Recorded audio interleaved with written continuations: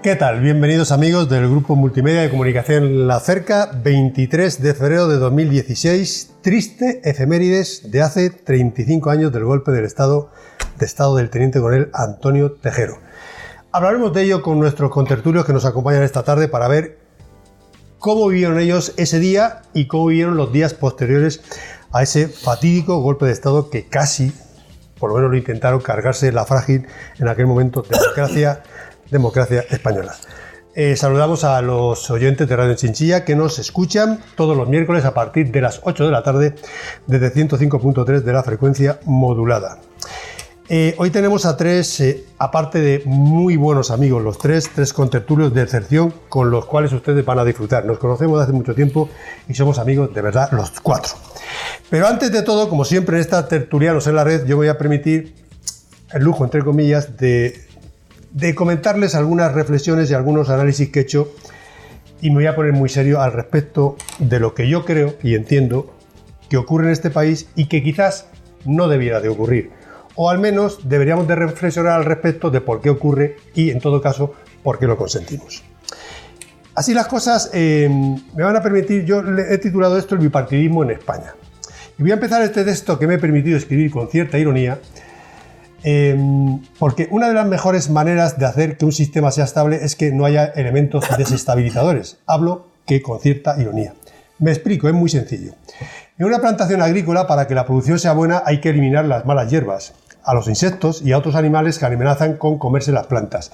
En el cuerpo humano, para que todo funcione bien, hay que curar las enfermedades y luchar contra virus y bacterias peligrosas. En la carretera se deben de evitar los baches, en los bosques el fuego y en política, pues eso, con cierta ironía, la democracia. Me explico. Aunque pueda parecer descabellado decir esto, lo cierto es que con la crisis actual la sociedad ha entendido que no existe una democracia real y que eso ha permitido al sistema político mantenerse en una cómoda y falsa estabilidad. ¿Por qué estabilidad? Porque no hay problemas para gobernar. Siempre hay un partido político que gana al otro. Comodidad porque el poder adquirido con el paso del tiempo sitúa a los políticos de los principales partidos en cómodos asientos donde no tienen por qué preocuparse de lo que pasa en la calle. Van a votarles siempre, con lo cual no pasa nada. Falsedad, porque no están representando a la gente que votó por ellos, ya que una de las características del bipartidismo es que siempre se mantiene por inercia, porque así lo manda la tradición, no por el esfuerzo ni por las capacidades de los políticos. Evidentemente hablo de manera general. Aunque no podemos negar la buena parte de culpa de la sociedad, que ciegamente elige siempre a uno de los dos partidos, debemos resaltar las estrategias que usan los políticos para mantener vivo el bipartidismo. Podemos destacar el uso del miedo para evitar que la gente se atreva a votar a opciones alternativas y desconocidas, y la utilización de la desinformación para engañar a la sociedad y que sigan votando siempre igual. Además, hay otras técnicas como poner en marcha leyes electorales injustas. Y yo pregunto, ¿por qué el sistema hace tantos esfuerzos para mantener el bipartidismo? Pues está claro, porque el bipartidismo permite mantener el sistema. Si existiera una democracia real y si la gente estuviera bien informada, tomaría conciencia crítica, seguramente este fenómeno no tendría lugar en las democracias de hoy en día. Ahora hay un capítulo que yo he titulado las democracias entre dos. Actualmente tenemos ejemplos de bipartidismo en la mayoría de las democracias occidentales. Ocurre, por ejemplo, en Estados Unidos con el Partido Demócrata y el Partido Republicano, en Francia con el Partido Socialista y la OMP, en Alemania con la OCDE y el Partido Socialdemócrata y tantos otros. Y, por supuesto, en España con el Partido Popular y el Partido Socialista. Estos sistemas políticos, más que democracias reales, son democracias entre dos, ya que son solo dos partidos políticos quienes cortan el bacalao. Como decíamos al principio, de manera irónica, para que el sistema político funcione correctamente conviene que no haya elementos desestabilizadores. Es decir, en este caso, cuanto menos partidos, pues mucho mejor.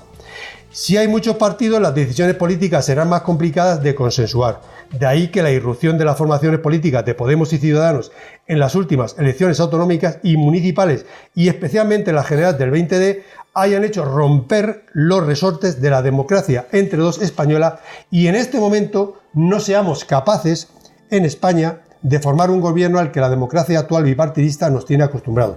Es decir, Hemos roto el molde político mal llamado democrático en el que nos veníamos moviendo desde hace décadas, y ahora somos incapaces de formar un gobierno verdaderamente democrático y plural.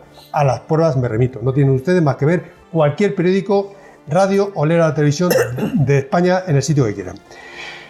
Antonio Cánovas, ya saben ustedes, político español del siglo XIX, lo tenía muy claro. Si España quería estabilidad, debía hacerse todo lo posible para que no hubiera problemas políticos. Así, durante la Restauración entre 1874 y 1931, como ustedes bien saben, España vivió años de tranquilidad social mediante el sacrificio de la democracia real y la puesta en marcha de técnicas como el pucherazo, el caciquismo o el turnismo. El sistema canovista, que toma el nombre de su inventor, se basaba en la existencia de dos grandes partidos políticos, el Partido Conservador y el Partido Liberal, que se alternaban en el poder con la connivencia del rey. La gente creía estar votando a diferentes opciones, pero realmente las diferencias eran superficiales. En el fondo, ambos partidos defendían un mismo sistema. Algunos piensan que corrupto y falso. En las democracias entre dos es cierto que no se fomenta el diálogo político ni se ejerce la profesión de la política tal y como debería de entenderse. Pero, oye, de nuevo la ironía, al menos tenemos estabilidad. Una vez dijo Mariano Rajoy que tenemos estabilidad porque hay un partido que puede gobernar. Y digo yo, de nuevo la ironía, menos mal que la ley electoral no permite mayor representación a otros partidos más pequeños. Si no, no tendríamos esta estabilidad para que el Partido Popular gobernara tranquilamente. El discurso de todo sea por la estabilidad pretende esconder el escándalo de las leyes electorales que benefician tremendamente a los dos grandes partidos y dejan en la cuneta a otras opciones políticas. En España, para formaciones como Izquierda Unida, por ejemplo, es mucho más complicado tener representación. Partido Popular y Partido Socialista y otros partidos de derecha como Izquierda, como Convergencia y Unión o PNV, consiguen escaños con mucho menos esfuerzo. Para que ustedes se den una idea, por ejemplo, mientras que el Partido Popular al Partido Popular cada escaño del Parlamento le cuesta unos 58.000 votos, Izquierda Unida tiene que conseguir 153.000. Cayo Lara, dirigente de Izquierda Unida, ha denunciado este sistema de manera reiterada desde hace muchísimo tiempo. Con una ley más justa, no tiene usted más que hacer los números, una persona, un voto, que significara una persona, un voto, ni el Partido Popular ni el Partido Socialista hubieran obtenido los resultados que han tenido. Para algunos, el varapalo les aseguro que hubiera sido muchísimo peor de lo que ha sido. Por supuesto, esto no conviene al sistema. Estos dos partidos tienen que estar ahí siempre han estado. Nos dan estabilidad, de nuevo la ironía, pero la realidad es que en todos los sitios cuecen habas y el engaño y la corrupción en algunos partidos, bastante más que en otros, todo hay que decirlo, son su bandera de presentación.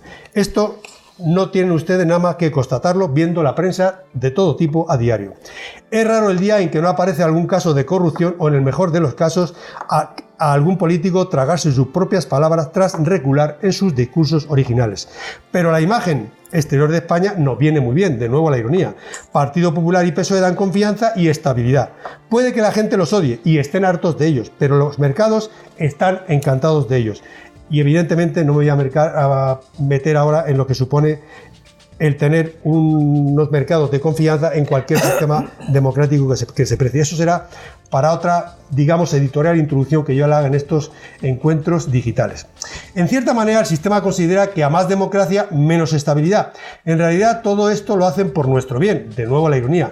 Permítame, porque sobre todo en los últimos meses y tras la irrupción de las citadas formaciones políticas de Podemos y Ciudadanos, hemos oído el mensaje machacante, a veces de manera subliminal y otra de manera directa, de mejor que os gobernemos nosotros y no esos partidos tan pequeños y tan alternativos que solo darían inestabilidad y acabarían, digo yo, con el mal estado del bienestar.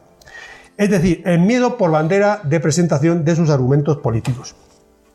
Y que conste, y se lo digo a todos, los que nos están viendo y los que nos están escuchando. Lo digo por la fiscalización última que nos hacen hasta la competencia. Yo no estoy defendiendo a ningún partido político ni decantándome por nadie, que quede claro. Solo estoy constatando una evidencia obvia, mal que les pese a algunos o no sea políticamente correcto.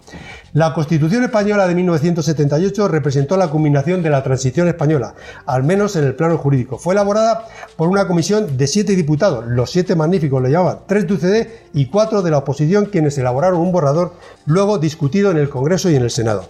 Fue votada en las Cortes en octubre de 1978 por una amplia mayoría. El texto definitivo fue publicado el día 6 de noviembre de 1978 y un mes más tarde fue sometido a un referéndum con idéntico resultado. Fue el 6 de diciembre de 1978. Posteriormente el rey la sancionó y fue promulgada el 29 de diciembre de 1978. En fin, queridos videoyentes de La Cerca y de Radio Chinchilla, creo sinceramente, pero tan solo es mi modesta opinión, que si bien han pasado más de 37 años, efectivamente, desde aquel 1978, España es cierto que tiene una democracia. Es una democracia muy light que dista mucho de ser la democracia real por la que ansiamos muchos, pero que muchos ciudadanos españoles. Bueno, es simplemente mi opinión, no tiene mayor importancia. Voy a presentarles a los contertulios y amigos que me honran esta tarde aquí en Radio Chinchilla y en La Cerca Televisión. Empezamos con Juan Antonio Mata, funcionario de justicia y sindicalista. Don Juan Antonio, ¿qué tal? ¿Cómo estás? Muy bien. Me alegro muchísimo. Pues trabajando y a pie de cañón y observando. Observando. Ya me contarás por qué no te has jubilado, por si quieres. Sí. Pepe Reina, presidente de la FAA, Federación de Vecinos de la provincia de Albacete. Pepe, ¿cómo estás, amigo? Buenas tardes, muy bien. Me alegro. Y Antonio González Cabrera, médico de familia.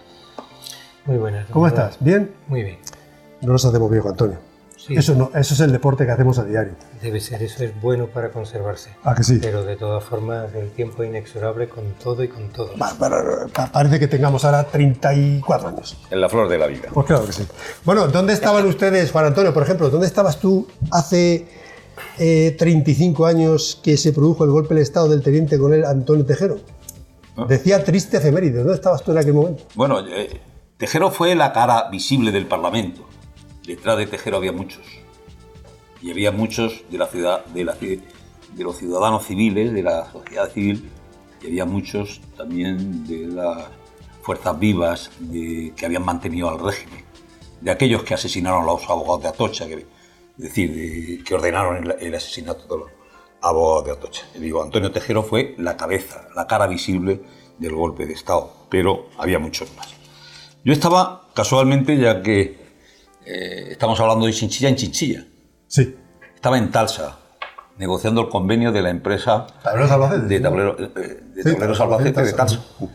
Estábamos negociando, habíamos empezado a las 4:30, estaba reunido el comité de empresa y en un momento dado, a las 6:20 y algo, pues pasó la secretaria del señor Granados, que era el gerente de la empresa, Esmeralda Sanz, hermana de Rubí Sanz, y le dijo algo al oído al señor Granados, salió, tardó 2 minutos en volver y dijo algo muy grave ha ocurrido en el Parlamento, no sabemos si, no se sabe, por lo que se está oyendo ahora mismo en la radio, si ha sido ETA o ha sido la Guardia Civil, no sabemos. Aquello llevó a la suspensión inmediata de la reunión del convenio. Yo llamé por teléfono al sindicato, a Venancio, al secretario provincial, a Venancio Cuenca, le comenté el tema y le dije como secretario de organización, oye, ya sabes lo que tienes que hacer, porque había un cierto revuelo de tiempos atrás y nosotros teníamos una especie de infraestructura preparada y lo que tenía que hacer era sacar todos los ficheros del sindicato y llevarlos, en este caso concreto fue a una casa del padre de un compañero que era muy de derechas, Aguas Nuevas. Y allí estuvieron los ficheros guardados hasta que se clarificó todo el tema y de inmediato nos reunimos en el sindicato, la dirección del sindicato, y acordamos por un sitio llamar a los ciudadanos a que fueran al ayuntamiento, montar el núcleo central en el ayuntamiento, en este caso Albacete, pero en Villarrobledo, en Almansa, en Ellín, es decir, en los sitios donde teníamos locales abiertos. Y yo me trasladé a partir de ese momento al ayuntamiento porque también era concejal de policía, entre otras cosas, y una de las primeras decisiones que adopté junto con Salvador Jiménez fue la de ordenar el acuartelamiento de la policía local y un poco tenerlos allí dándole órdenes precisas de que estaban a la disposición del ayuntamiento del alcalde y no estaban a disposición de nadie más. Ello también produjo su tensión, pero esa fue la instrucción inmediata que se le dio en el acuartelamiento. Y ya fue pues toda una noche de tensión, de viva, ahora, muy viva y muy... Luego me cuenta cómo trascendió los días sucesivos. Pepe Reina. Lo mío fue una cosa muy particular, porque yo estaba haciendo la mili en Valencia por milicias universitarias, era sargento. A mí eso de sargento, evidentemente, era un cargo que te sobrevenía, porque yo lo que pretendía era no irme a Melilla o por ahí. Me examiné, entré y entonces, bueno, pues acababa de empezar cuando se produjo el tema, ¿no? Yo estaba en el cuartel de la calle Zapadores. En el cuartel de la calle Zapadores estaba el coronel Ibáñez Inglés. Es que son nombres y imágenes de esas que tienes perfectamente grabadas, que no se te olvidan, ¿no? Y que nos tocaba a los que estábamos, a los más chusqueros en el sentido más peyorativo de la palabra, puesto que éramos los últimos que habíamos entrado al cuartel, llevar a cabo las tareas más sucias dentro del rango que tenían, ¿no? Entonces, cuando teníamos algún tipo de servicio como suboficial de guardia, en ese caso, en ese mismo día, yo recuerdo si fue ese mismo día o el día siguiente, porque inmediatamente se produjo el desmantelamiento del golpe de Estado, rápidamente tomaron medidas contra el coronel Ibáñez Inglés, que fue el redactor del bando del Miranda del Bosch y que era el coronel del cuartel, para que por el día no podía salir, pero por la noche había que acompañarle a dar paseos por el cuartel, porque era el único momento que podía salir a la calle en ese momento, en esa hora del día, ¿no? Nosotros salimos, antes de acompañarle, salimos a dar una vuelta, porque había una orden, creo que era en la Alameda, en el cuartel de la calle Alameda, que es donde estaba la Capitanía General, salieron con carros o con coches a patrullar la ciudad, y a nosotros nos tocó también en la zona inmediata de la calle Zapadores, ¿no? Yo, en ese momento, venía de la facultad yo estaba estudiando en Murcia, estaba militando en el Partido Comunista de la Región Murciana, que era un poco el partido de referencia entonces en el ámbito universitario. El partido era. El partido, sí. Y claro, el problema es que cuando tú estás en un ámbito social en el que puedes compaginar la información o con gente de tu misma situación social, pues a lo mejor uno se apoya en otro o tal, ¿no? Pero nosotros, en mi caso particular, yo era... militarmente hablando, el último cajetín que había allí. Además, no podías salir del cuartel porque no tenías autorización para ello, porque se habían prohibido todos los pases. Y al mismo tiempo yo era consciente de que había algún fichero, como le estaba diciendo Juan Antonio, que por ahí estaba pululando en algún sitio y que, bueno, la congoja era un poco importante, ¿no? Porque realmente no sabíamos a qué atenernos, porque cuando tú estás en un espacio político o social, en el que puedes estar compartiendo, debatiendo, analizando la situación con otros compañeros, pero no, nosotros estábamos en el cuartel no se podía salir, y además no teníamos información nada más que la que nos llegaba vía militar. Eso es complejo. Ahora, verlo desde la distancia es un poco chungo, ¿no? Pero claro, pero en ese momento, por lo que decíamos antes, yo tengo un cliché, una foto fija ahí, un poco... Sí. Antonio González Cabrera. A mí me pilló ya... estudiando? No. A mí me pilló ya en San Pedro ejerciendo de médico. Ya ejerciendo. Yo llegué a San Pedro en enero del 80 y un año después, con un año y pico de servicio allí, ya me tocó esto. Yo era como Pepe, sargento por las milicias universitarias, ya había estado en la academia militar y tenía que incorporarme al servicio, a hacer las prácticas. Pero tenía a mi mujer en aquel entonces embarazada de algo más de 6 meses, y entonces mi gran problema o mi acongoje, como decía Pepe, por no llamarlo de otra manera, era que realmente la situación familiar que a nosotros se nos podía crear estando en la región militar de Valencia, donde querían movilizar a todas las fuerzas militares, a todo esto, pues era realmente acongojante. Además, en el año 75, cuando la muerte del dictador, a mí me pilló con responsabilidades tanto en el sindicato de estudiantes como en la Facultad de Medicina, en la delegación y en la delegación de la Universidad de Córdoba.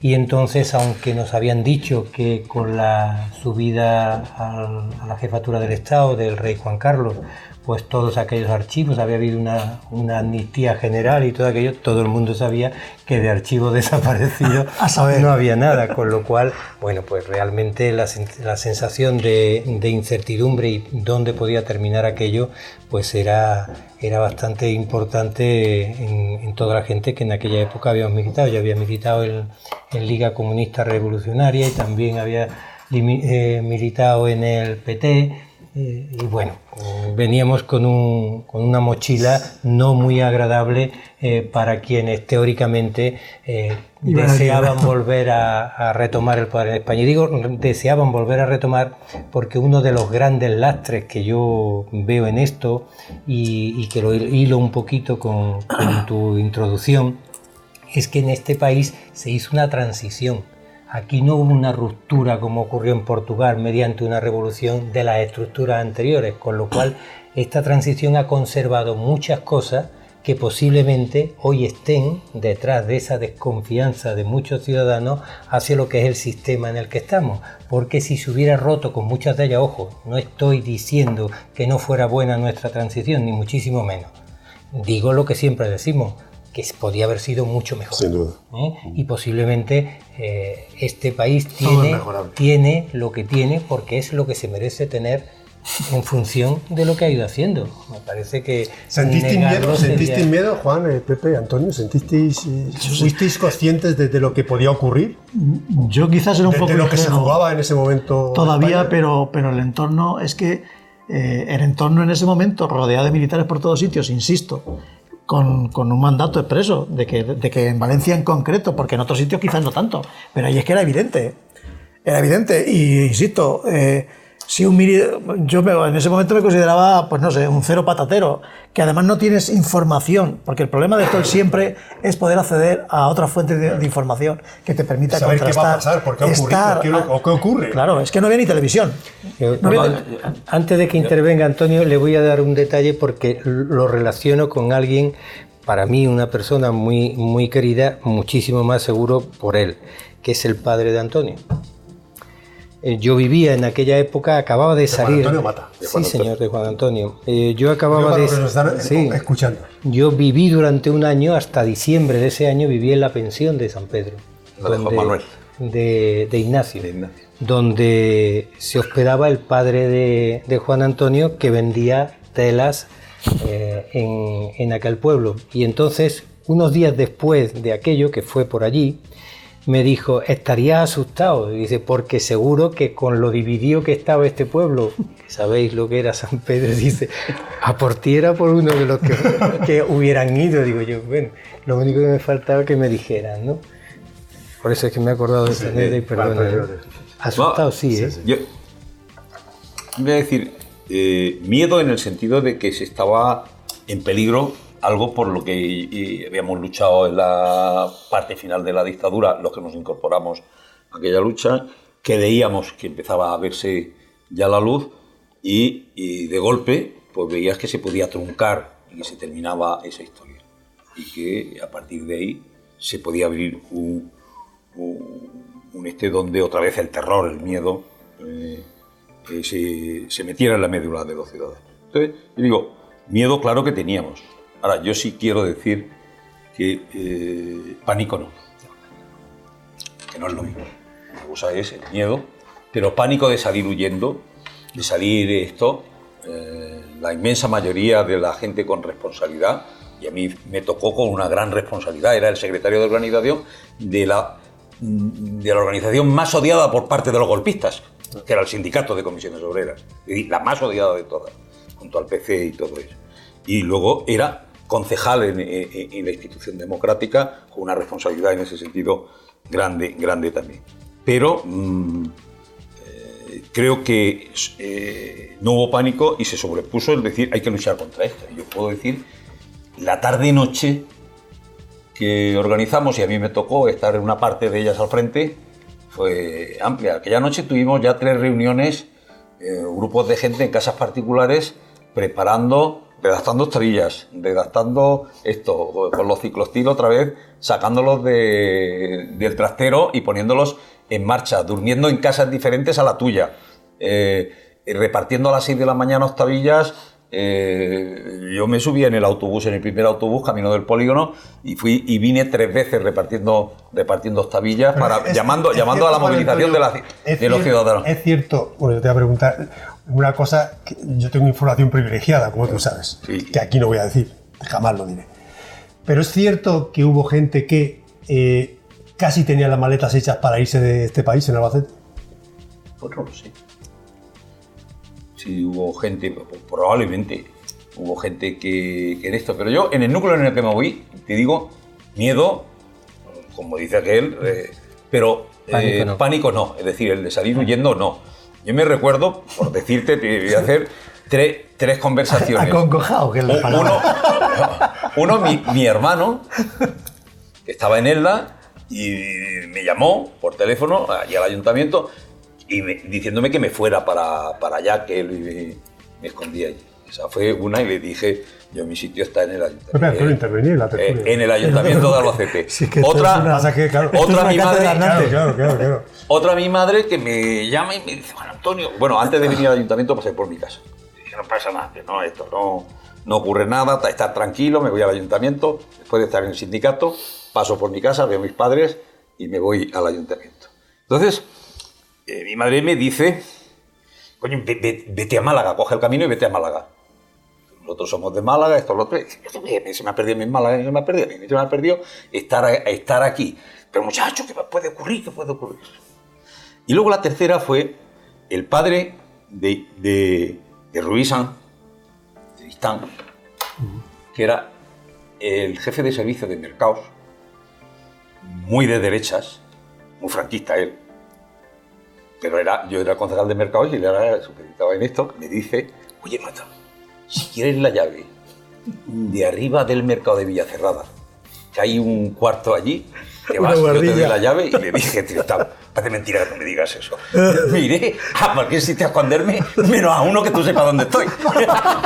Qué bueno. Y entonces, digo, pero aquella noche hubo muchas reuniones, y había quien preguntaba, yo me acuerdo en una de las reuniones en Casa del Moro, uno de los abogados de comisiones, que hay alguien que pregunta, y digo, oye, esta reunión es ilegal.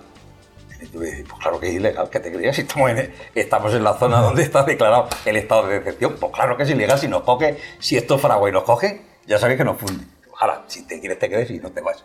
No, yo me quedo. Es decir, que hubo ese nivel, pero hubo gente en el Ayuntamiento de Albacete que se portó, y aquello fue un hervidero. Toda la noche, hasta tanto salió el rey y todo esto. El Ayuntamiento de Albacete fue un hervidero de ciudadanos. Porque el Partido Comunista lo legalizaron en el año 77. 77. Jueves Santo. Me acuerdo de no sé qué de abril. De Jueves Santo lo legalizaron. Sí, fue un día de Semana Santa. Sí, Jueves Santo. Jueves Santo. No, Sábado Santo.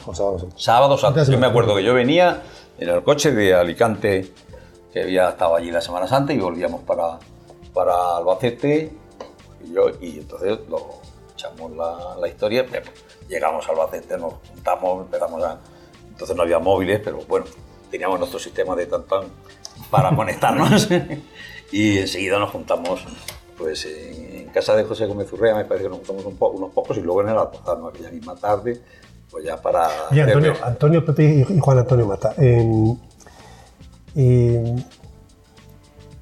¿qué ha cambiado, si es que ha cambiado algo? Yo creo que sí. Con respecto a esa rebeldía de los años 77, 78, 80, 81, de la sociedad, también de la juventud, al respecto de reivindicar, nunca mejor dicho, hacer reivindicaciones sociales de todo tipo, a lo que ahora mismo se está viviendo. Y hilo un poquito con lo que yo acabo de decir, que sé que estabais todos, cosa que me congratula, pendientes de lo que leía y en el contexto y la ironía con lo que yo lo decía. Posiblemente la diferencia está en que nuestra vivencia de lo que significaba la represión del régimen franquista era mucho mayor que la sensación de represión que puedan tener la gente de generaciones posteriores. Realmente en este país nuestro sistema tiene muchísimos fallos y muchas cosas mejorables, sí, pero es que había que mirar del 75 para atrás las que te tenías que comer y callarte. O sea, yo recuerdo el día un día cantando la salve en Granada, en el Triunfo, los estudiantes íbamos a cantar la salve. Bueno, íbamos 2 personas y llegó un policía y nos dijo que nos disolviéramos. Pero ¿cómo? Que se disuelvan, que aquí no pueden estar juntos. Pero si vamos nada más que este señor y yo, y éramos dos compañeros de piso. Si es que además vivimos hasta juntos en el de este. pues aquí no pueden estar juntos. Es decir, eran unas cosas tan incomprensibles y tan absurdas y te sentías tan pisoteado por todo que realmente la rebeldía que eso acabó provocando en nosotros era muy, digamos, con una intensidad potente, que hoy también se puede ser rebelde, pero quizás contra otras cosas, ¿no? No era como... Yo introduciría aquello, ¿no? otro elemento de reflexión importante. Bueno, antes no lo hemos dicho, pero el hecho de que existiesen, bueno, como existe en estos momentos, 3 o 4 años de diferencia desde el punto de vista de la madurez intelectual y la madurez educativa del momento también es importante, porque, no sé, No, claro, por ejemplo, claro. yo lo que estaba diciendo de esa congoja del momento que yo viví, evidentemente a mí me pilló con 22, estaba a punto de cumplir 23 años. No es igual que, con esas edades que tú tengas 27, 26, claro, ¿no? Por supuesto. Porque luego la madurez con los años se aproxima, ¿no? Sin duda. Pero luego quería hacer otra introducción. Yo creo que la situación de ese momento en el que nosotros, los que estamos aquí, como el resto de la sociedad, tenía un modelo de educación recibida, en el que estábamos educados, pese a la rebeldía puntual, los que estábamos o los que habíamos pasado por alguna universidad propia del ámbito universitario. Es verdad que procedíamos, yo soy más de pueblo que una mata habas. Mis padres, mis padres no tienen ningún nivel de cultura desde el punto de vista de instrucción, pero sí educación.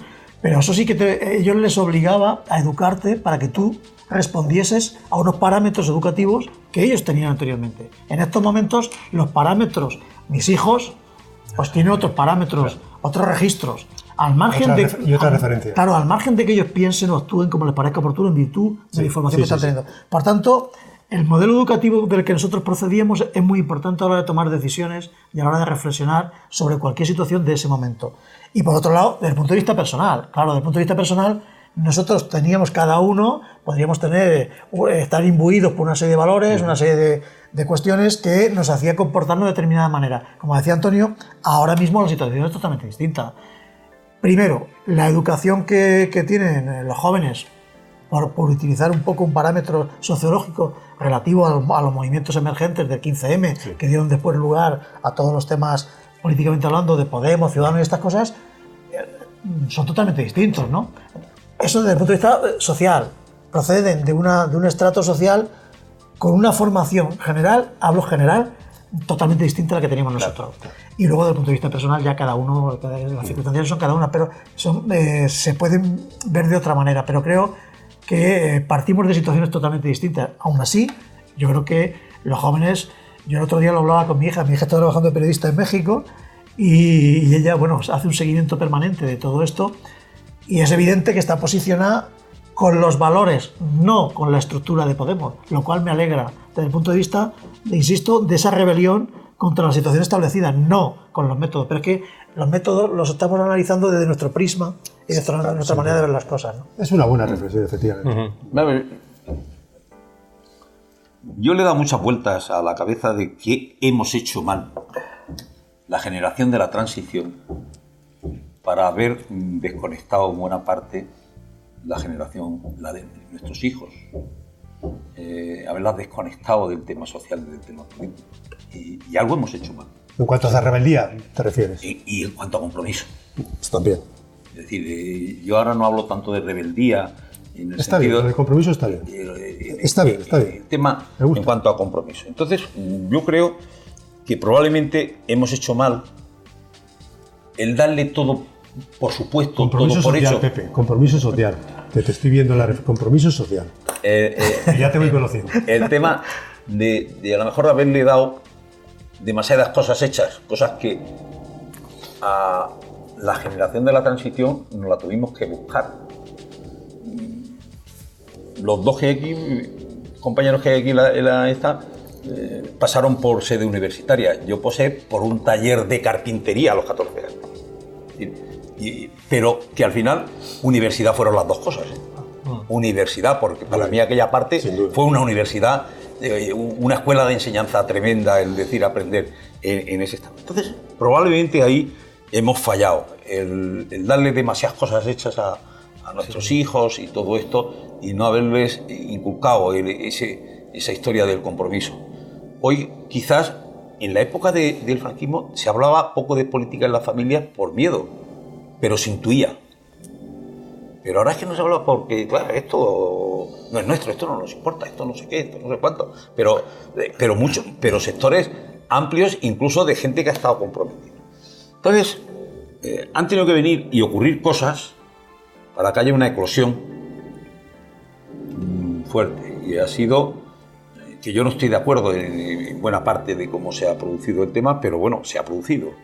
Y esa eclosión ha venido determinada porque ha habido una crisis económica, porque no se ha dado respuesta sobre todo a los grandes problemas de la juventud, porque hemos visto cómo la generación más formada no encontraba dónde trabajar, no encontraba dónde hacerse, dónde montar una vida.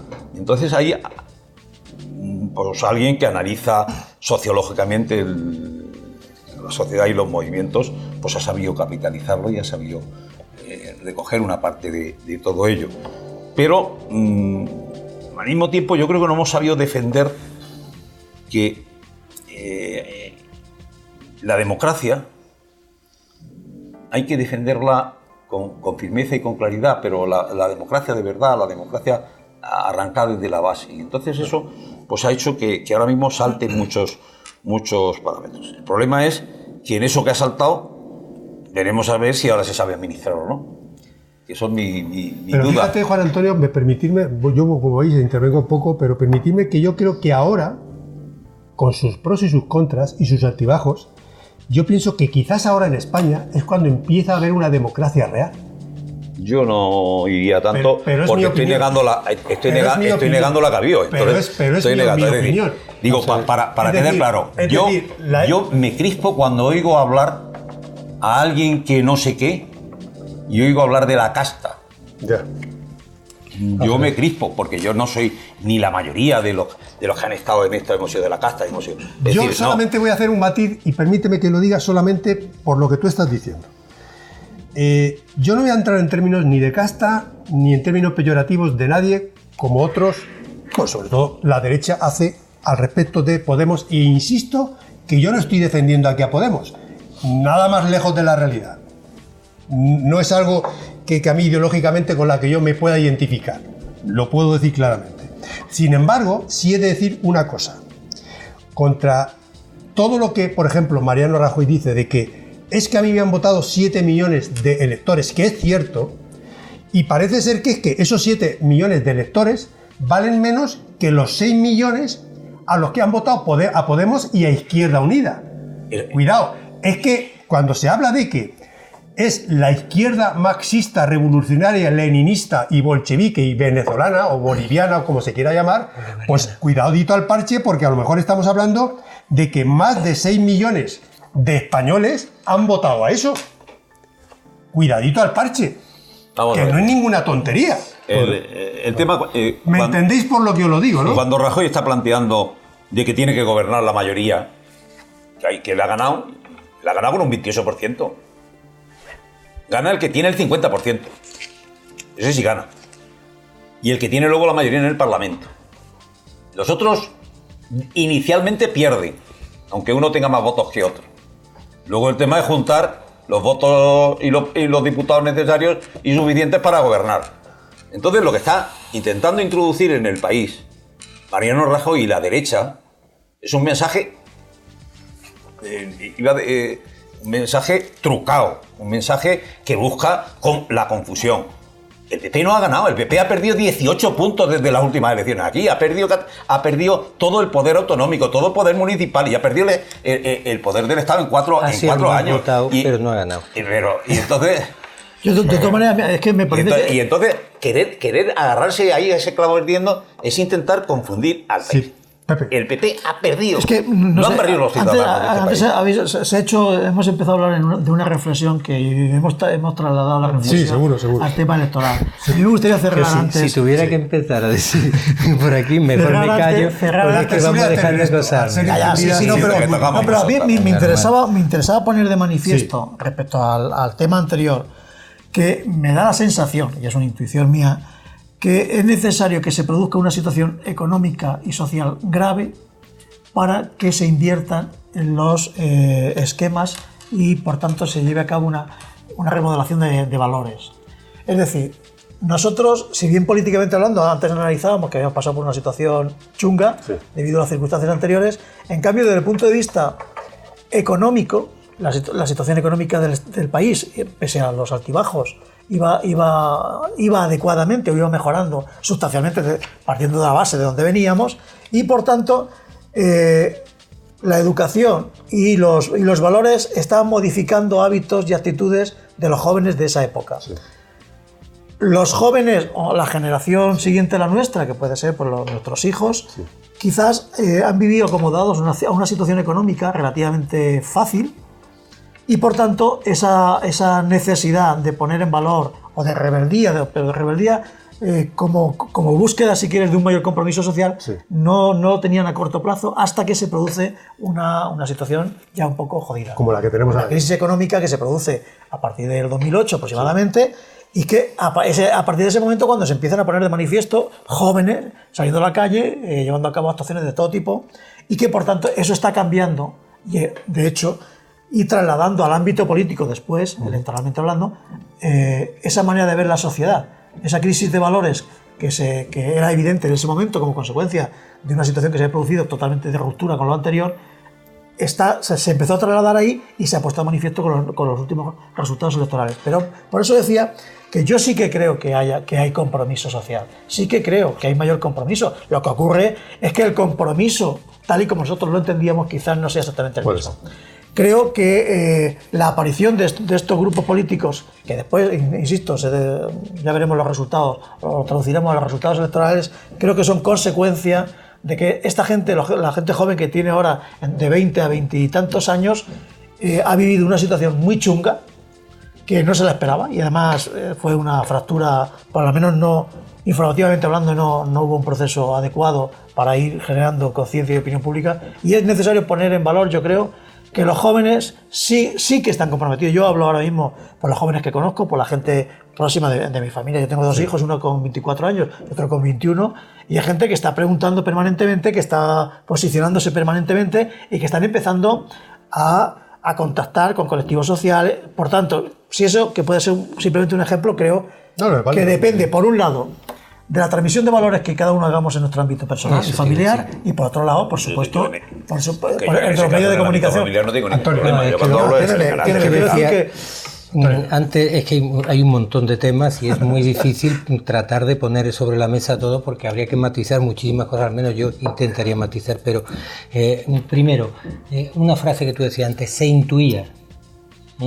Es decir, realmente que aquí tenía que acabar pasando algo, con crisis o sin crisis, se intuía, porque la distancia que empezaba a haber entre nuestra clase política y el ciudadano de a pie era tan grande. Yo lo resumo siempre en una frase. Yo recuerdo haber dicho muchas veces cuánta gente iba a nuestro pueblo solamente cuando era la campaña electoral, y eso se lo acusábamos siempre a un partido. Hace nada esto se le podía decir a todos ellos, nadie pisaba nada hasta que no llegaban las elecciones, es decir, vamos a buscarnos la vida. Entonces, que esa situación estaba pidiendo que alguien dijera hasta aquí hemos llegado, se intuía. Esa es una cuestión. Dos, el tema del compromiso social. Yo creo que hay muchísima gente joven con compromiso social, y lo vivo en mi casa, posiblemente por lo que decía Pepe, quizás los valores que cada uno inculca y todo esto, pero no solo en mi casa, también en mucha gente. Lo que sí hay es algo que yo matizaría y que no me gustaría que se me malinterpretara. Si hay demasiada distancia o diferencia de una gente con otra. Hay mucha más pluralidad en el sentido de gente que está muy implicada a gente que está absolutamente nada implicada. Correcto. Cuando anteriormente quizás lo que tú decías del modelo económico y quizás el entorno en el que la dictadura nos hizo movernos, había mucha más gente quizás con menos nivel de formación, no sé qué, pero con ganas de ese cambio. Sí. Y una tercera cuestión. Realmente esa corriente que surge a partir del 15M, que es donde desemboca quizá eso que se intuía, yo creo que hay el sistema nunca deja que nada pase sin intentar canalizarlo y llevarlo a su lado. Cuando uno se va a los foros estos donde te enseñan a hablar en público, siempre te dicen, lanza una idea clara, a ser posible resúmela en una sola palabra o en una sola frase mínima y dila siempre la primera y repítela varias veces. Yo ahora mismo te digo casta y sabemos lo que estamos resumiendo. Y yo ahora mismo te digo sí se puede y sabemos lo que estamos resumiendo. Lo digo porque realmente es de admirar cómo política y estratégicamente los sociólogos han trabajado eso mucho más que los demás que estaban en su poltrona tan tranquilamente diciendo, bueno, yo tengo aquí un voto fijo, unos 7 millones, otros no sé cuántos, pero lo tengo ahí y en ese sentido. Y cuando tú preguntabas, decías Rajoy, no sé cómo calificarlo. Yo es que creo que se ha quedado antiguo. Es decir, la sensación que hay ahora mismo de cómo se ha movido Rajoy en este momento, yo creo que se ha quedado... Sí, no, lo veo como... No sea un tema de antiguo, yo creo que es un tema de concepto. No, lo veo en el sentido de antiguo, en el que no se ha adaptado a este cambio que estamos diciendo que ha tenido la sociedad. Él se creía que esto, con quedarte ahí, nadie iba a decir yo quiero investidura, nadie iba a decir yo acabo convirtiéndome en un partido político, yo acabo diciendo que quiero ser presidente. Yo lo he dicho todo eso en la introducción que he hecho. Por eso concluye en un minuto, Juan Antonio. Digo, con todos los matices el tema del compromiso. Yo digo que probablemente hemos dado demasiadas cosas o nuestros hijos han visto las cosas demasiado fáciles, y digo, no en mi caso, mis hijas se lo han currado ellas de por sí, pero yo digo a nivel general, sino que ves una cierta apatía por muchas cosas. Por ejemplo, ¿cuántos estudiantes han votado en las elecciones a la universidad cuando ves que un rector ha salido elegido con el 32%? No, yo soy el candidato y yo desde luego no asumo esa rectoría. Yo no asumo con un 32% que luego dividió al 50% entre uno y otro, se queda en el 15%. A mí me daría vergüenza yo estar representando a campus universitarios. Me daría vergüenza. Es decir, los suyos hubieran dimitido, hubiera creado las condiciones para producir una convulsión, hubiera permitido que el 60, el 70 o el 80% hubieran votado. Es decir, ¿por qué no se ha traído ahí ese tema? Es decir, y ahí algo raro ocurre, algo raro. Lejos de todo eso, yo he de decir hoy que la se vanagloria la propia página oficial de la Universidad de Castilla-La Mancha de decir que el señor que ha ganado por este motivo y por este y por este. Lo que no dice es que realmente el alumnado no le ha votado. No le ha votado. Si estuviera hoy implicado en la universidad, estaríamos montando un movimiento para que ese señor, y si hubiera sido el otro en otras condiciones, hubiera sido lo mismo, no asuma la rectoría de la universidad, la representación de Castilla-La Mancha. Con un 15% no se puede. Juan Antonio Mata, don Antonio González Cabrera y don Pepe Reina. Amigos míos, ha sido un verdadero placer. ¿Porque ya hemos terminado? Es que ya hemos terminado porque así me dicen que debo de acabar. Porque ya nos hemos comido todo el tiempo. Parece ser que vamos a ver. Llevamos 3/4 de hora. Entonces otro día hablaremos del gobierno. Otro día hablamos del gobierno. Ni hemos hablado de la corrupción. Bueno, lo tenemos que dejar. ¿Os apuntáis al próximo martes? Joder, ¿os viene bien? La verdad que eso se han quedado muchas cosas en el tintero. Yo, por ejemplo, el tema de la corrupción, pero no el tema de la corrupción política. Que viene ya hablamos de la situación, sino de la situación política real, porque ahora... Porque va a dar para pared. Es decir, yo me gustaría hablar de la corrupción social. Bien. Digo, eso, porque... ¿Vosotros acordáis lo que decía Tipicol cuando acaba el programa? El próximo semana hablaremos del como el hermano Lobo. Pues eso. Bueno, pues señores, un verdadero placer. Juan Antonio Mata, Antonio González Cabrera y Pepe Reina, siempre amigos de toda la vida, hoy más todavía. Bueno, acabamos este programa de Tertulianos en la Red. A nuestros amigos de Radio Chinchilla que nos oyen desde el 105.3 de la frecuencia modulada, pues seguro que sí, que esta tarde, noche, pues les haya sido un poquito de recordatorio en el tiempo a los más veteranos, y a los que no son tan veteranos y son tan jovencicos, pues recordar quizás lo que fue ese día 23F y esos compromisos y esas reflexiones al respecto de lo que es hoy en día la realidad y lo que fue en aquel momento. Muchísimas gracias, les esperamos pues cuando quieran, la próxima semana sin duda.